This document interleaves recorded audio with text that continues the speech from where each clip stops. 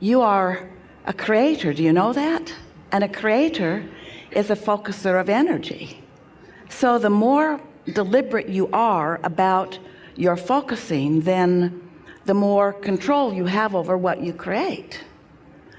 But when we talk about focusing, we are this, but we are this, but we are not only talking about you choosing things to focus on that you would like to draw into your experience. We do mean that, but not only that. When we speak of you focusing, what we really mean, what we mean mostly, is you being so aware of how you feel that by paying attention to your emotions, your emotional guidance system, that you're able to focus yourself into your fullness before you focus. Does that make sense? In other words, it's sort of like plugging the vacuum cleaner in before you run it around the house. You could run it around the house, but if it's not plugged in, it's not really doing what you wanted it to do. And if you're running around the ship and you're not plugged into who you really are, then you're having a much more shallow experience, much less focused experience, an experience not what you intended when you decided to come into this physical body. You are source energy, and before you came into this body, you were source energy. And even though you're in this body, you still are source energy. But as humans, so often you get so fixated on the trappings of your physical world, and that's just fine. We love it too. But when you forget who you really are and you don't work to find that resonance with who you really are, and you become merely an observer of what's going on your planet, where some things you look at please you and some things you look at don't please you, but you, by your looking, by your thinking that you are supposed to just look everywhere and then work it out after that, rather than deciding how you want to feel and therefore that's where you look. You hear the difference? That's what we call getting out ahead of things. Tuning into the wholeness of who you are and then exploring your physical environment.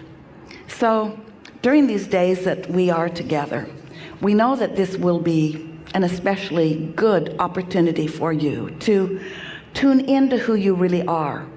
Not only because it's natural to you, and not only because you are surrounding yourself with other lovelies who make it easy, and not only because we will spend a significant amount of time together in this theater, and we will speak core vibrational things to you. In other words, what you hear from this platform will be 100% connecting you to who you are. That's the nature of what happens here. Even as you come with questions or issues or even problems that you want to discuss, still, the vibrational frequency of this arena is dominantly your inner beings who have come here with you, and of course, us. We are all here. In other words, this is our way of saying to you that the whole of you, the source of you, the real of you, the God of you, the good of you, the joyful of you is dominant in this room.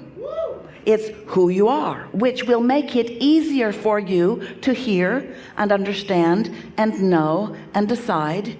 You will be that too. Well, when you are in tune with who you are, then nothing that is unwanted is in the vibration. And when nothing that is not wanted, in other words, as long as it's not active within your vibration, then it cannot perpetuate in your experience. And so when you tune to who you are, you'll hear us talk about this over the days that we are together a little bit. We're going to talk about getting out ahead of things, because it's one thing to be physically focused and to look around and observe and to decide and conclude. It's a lot about what human life is about, and it is in large part what you knew you would do when you got here into this physical body. But you didn't intend to look so hard at what is, and mostly only look at what is, because you knew that if your attention is only upon what is can't evolve. It can't be more than what is. And what is has always been meant for you to be the bouncing off place for something more. So when you observe what is and you would like it to be a little different or a lot different, you launch a vibrational request that is powerful and productive and effective and is actually a cause that causes an effect. But you, if you're like most humans, don't usually turn your attention to the solution that you've asked for. Instead, you justify why you want that solution, as you were yelling out to us, rather than relaxing in the knowing that the solution is underway and momentum for that solution is a sure thing. When you ask, it is given. The question is, are you going to be in the vibrational vicinity where what has been given to you, about you, on your behalf, for you?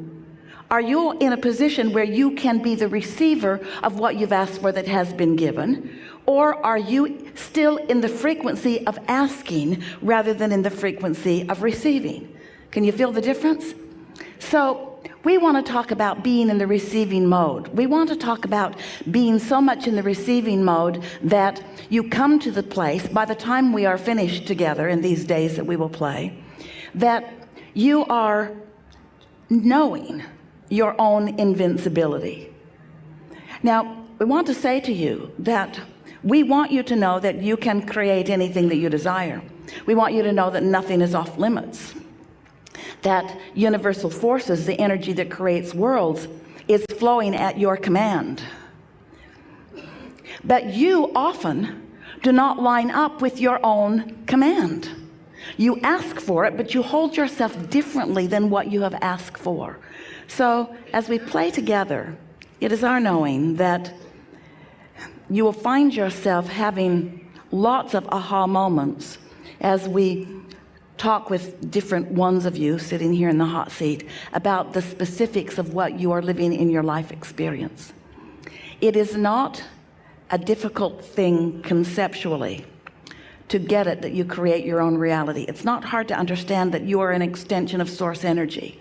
And it isn't difficult to come to know in a relatively short amount of sentences or stories or examples that as you tune yourself and allow the frequency of who you are to rise to the vibrational equivalent of the non-physical you, that then there is a blending of you and you. And you witness that kind of blending in yourselves and in others all the time. You see it often in the athletes who are in the zone. You see it in the accomplished musicians or painters. You see it in yourself in flashes here and there. What we want you to come to know in the time that we are together in this leading edge environment, taking thought to places it has not been before among those like you who are human, in case you have forgotten a little bit. The thing that we most want you to come away from this gathering knowing is that this blending does not have to be so temporary or so fleeting. It can be something that you can dominantly, not completely, but it can be something that you can dominantly focus yourself into. And what that means is you'll mostly love while there will be things that will bother you from time to time. You'll mostly be sure of yourself while insecurity may creep up just a little bit. You'll mostly be focused on where you're going while sometimes you'll be telling a reminiscent story about where you've been or even where you are. You're going to find some shifting of your focus as a result of our playing here together this week. We're just letting you know right now, you cannot focus in an environment with the intensity of the inner beings that you have gathered here and with the intensity of focus that is us without your vibrational vantage point shifting permanently.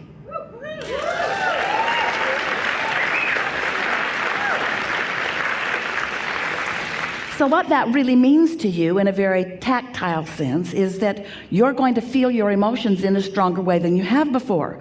You're not going to be able to be focused out of sync with what you've become without really feeling it. You're giving your guidance system extra emphasis so that you're going to feel your emotions more.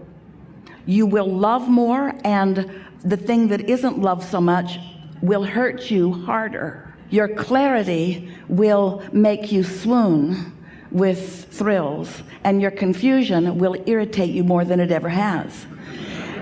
When you begin tuning into the wholeness of who you are, nothing less than that will do, because there is no regression.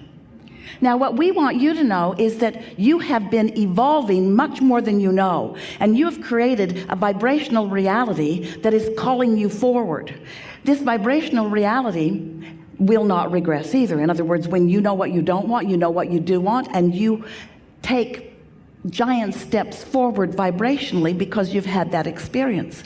But we mean something different to you tonight as we are talking about this. We're not just talking about this vortex. Your vortex is your vibrational reality. It's such a real thing. We wrote 2 books about it because we want so much for you to know that this vibrational reality exists. But we're not just talking about the existence of this vibrational reality when we say to you there is no regression. We're talking about you consciously joining with what's in that vibrational reality, and on a conscious level understanding and feeling and knowing things that you haven't understood or felt or known before.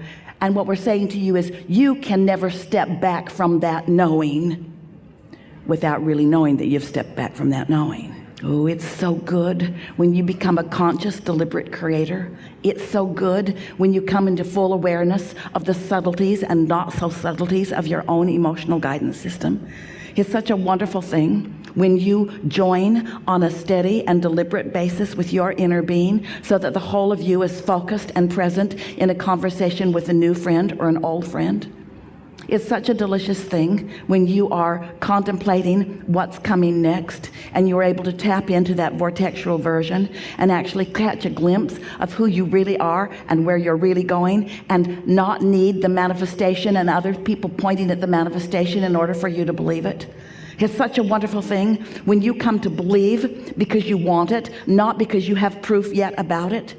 It's such a wonderful thing as you stand in that gap, having launched a rocket and having faith or trust or maybe even hope that something is coming about. And then that hope morphs into absolute knowing. And even though it hasn't manifested yet, even though your neighbors aren't watching you drive it or park it in your garage yet, even though the person that you're looking for hasn't shown up in your life yet so that you can take them and show them off to your girlfriends, even though the things that you want to manifest haven't manifested in a way that others are acknowledging the existence of it, you no longer need that kind of existence of it in order to feel the fullness and the realness of it. And when that happens to you, oh, we're not just promising you certain manifestations that will come, blah, blah, blah. It can't not come when you reach that place of understanding.